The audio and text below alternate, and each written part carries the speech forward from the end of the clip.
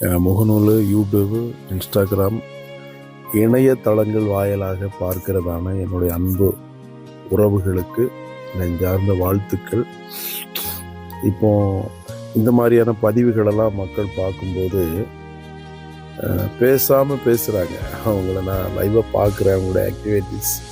So முன்னாடி விட்டு பின்னாடி பேசும்போது என்னைய ஒரு பேசும் பொருளாக என்ன பண்ணியிருக்கிறாங்க, மாட்டியிருக்கிறாங்க.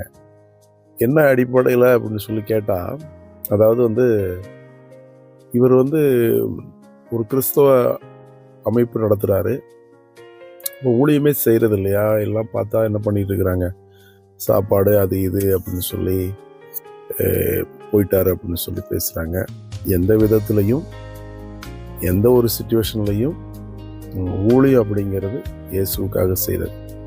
அப்போ இன்றைக்கி பலரும் அவருடைய நினைவுகள் என்ன அப்படின்னு சொன்னால், ஊழியம் அப்படின்னு சொன்னால் மைக் பிடிச்சி மேடை போட்டு பேசுகிறது மட்டும்தான் ஊழியம். ஒரு கிறிஸ்துவ கூட்டத்தை ஒன்று திரட்டி போஸ்டர் அடித்து ஒட்டி போஸ்டர் போட்டு ஃப்ளெக்ஸ் போட்டு ஒட்டி அப்புறம் பிட் நோட்டீஸ் கொடுத்து மக்களை போய் சந்திக்கிறதா ஊழியம் அப்படின்னு நினச்சிட்டு இருக்கிறாங்க. அதாவது நிஜமாக இயேசு கிறிஸ்து நன்மை செய்கிறவராக சுற்றி திருந்தார்.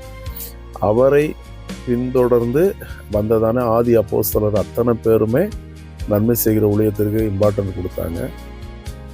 அதாவது பவுல் அப்போஸ்தலன் நீங்கள் எல்லா விஷயத்துலையும் பெறுகிறீங்க, சந்தோஷம். இந்த தர்ம ஊழியத்துலையும் நீங்கள் பெருகணும் அப்படிப்பாரு. இப்போ ஒவ்வொருவரும் என்ன பண்ணணும் அப்படின்னு சொன்னால், நன்மை செய்யக்கூடியதான இந்த பணியை செய்வதற்கு தன்னார்வம் கொண்டவர்களாக களமிறங்க வேண்டும். கண்டிப்பாக ஐஸ்வர்யவான்களுக்கு இந்த ஒரு இதை செய்யணும் அப்படிங்கிறதான ஒரு ஐடியாலாம் இருக்காது. நம்மளை மாதிரி சாமானியர்களுக்கு தான் இந்த மனநிலை வரும். நமக்கு நிறைய ஐஸ்வர்யவான்களை தெரியும். அவங்ககிட்டலாம் நாங்கள் போய் பேசும்போது, அவங்ககிட்டலாம் நாங்கள் இந்த விஷயங்களை ஷேர் பண்ணும்போது, ஸோ அவங்க என்ன பண்ணுறதில்ல, அதுக்கு சரியான ஒரு ரெஸ்பான்சிபிலிட்டி பண்ணுறது கிடையாது. நோ ப்ராப்ளம், நம்ம யார், அதாவது உலகத்திலேயே ஒரு சிறந்த தாய் என்று பெயர் பெற்றதான அன்னை தெரேசா அம்மையாருடைய அந்த சேவை மிகப்பெரிய ஒரு புரட்சியை உருவாக்கினது. ஒரு சவால் நிறைந்த ஒரு சேவையை தான் அந்த அம்மா பண்ணாங்க.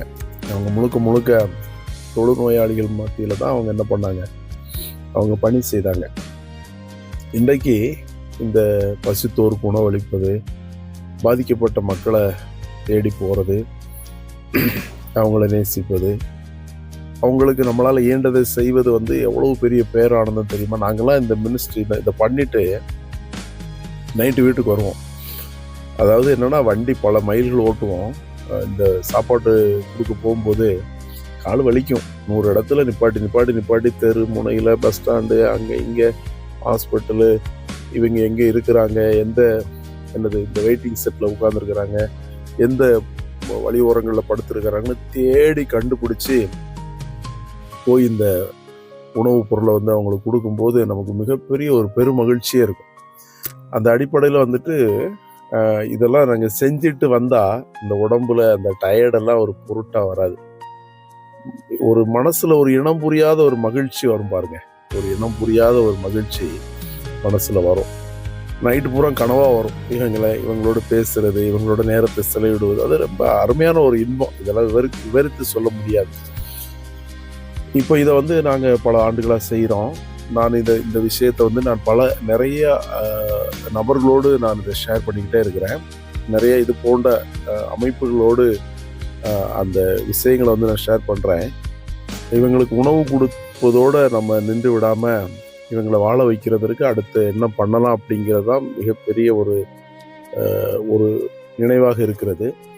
இப்போ மழைக்காலம், பனிக்காலம், வெயில் காலம் வந்துச்சுன்னு சொன்னால் இவங்களுக்கு நம்ம உணவு மட்டும் கொடுத்தா போதாது. இவங்களுக்கு பெட்ஷீட், கம்பளி கொடுக்கணும், பாய் கொடுக்கணும், அப்புறம் இவங்களுக்கு போட்டுக்கொள்ளக்கூடிய உடை கொடுக்கணும், இவங்களை ஒரு சேஃப்டியான ஒரு இடத்துல கொண்டு போய் சேர்க்கணும். இதுதான் நம்முடைய லட்சியம். அதுக்கு தான் பெருமுயற்சி பண்ணிகிட்டு இருக்கிறோம்.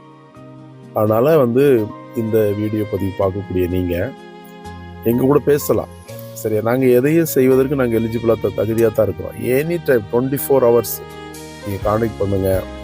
ஸோ இந்த சேவை வந்துட்டு அப்படி இது ஒரு லிமிட்டு கிடையாது, இது அன்லிமிட்டட். இது எனி டைம் எங்கே வேணாலும் பண்ணுறதுக்கு நாங்கள் தயாராக இருக்கிறோம். ஸோ ஒரு வேளை உங்களுக்கு வந்து நீங்கள் ஏதாவது போஸ்டிங்கில் இருக்கலாம், ஏதாவது நீங்கள் ஒரு அதாவது வந்துட்டு ரொம்ப பிஸியான வேலையில் இருக்கலாம், உங்களுக்கு வந்து இதை செய்ய முடியலை ஆனால் செய்யணும்னு தோணுது. அப்போ நீங்கள் எங்களை காண்டாக்ட் பண்ணலாம். இந்த மாதிரி என்ன பண்ணுறீங்க, நீங்கள் எங்களை விசாரிச்சிங்கன்னா நாங்கள் உங்களுக்கு அதுக்கான விவரம் சொல்லுவோம்.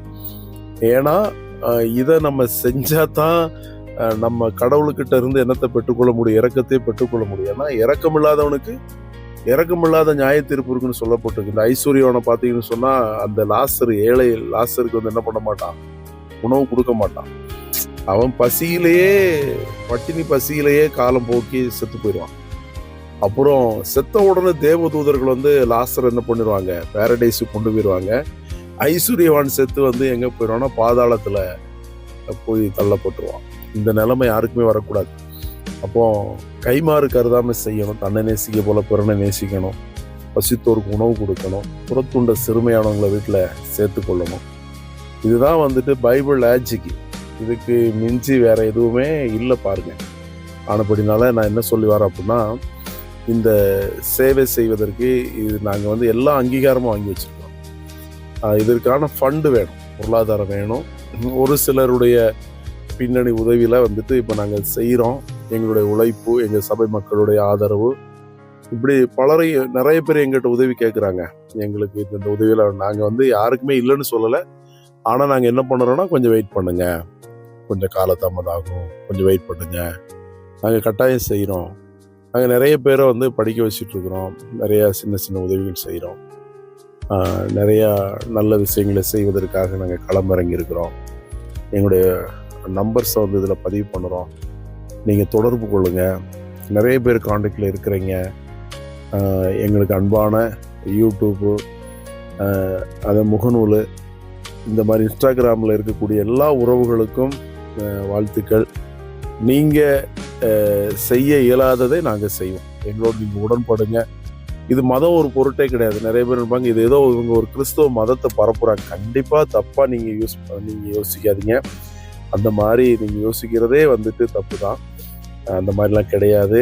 இதை மதத்தை கொண்டு வந்து நாங்கள் இதை வந்துட்டு என்ன பண்ணலை, உள்ள நுழைக்கலை. முழுக்க இது கடவுளுடைய ஒரு ஒரு ஒரு அனுப்புதல். இதை செய்ய சொல்லியிருக்கிறாரு, இதை நாங்கள் செய்கிறோம்.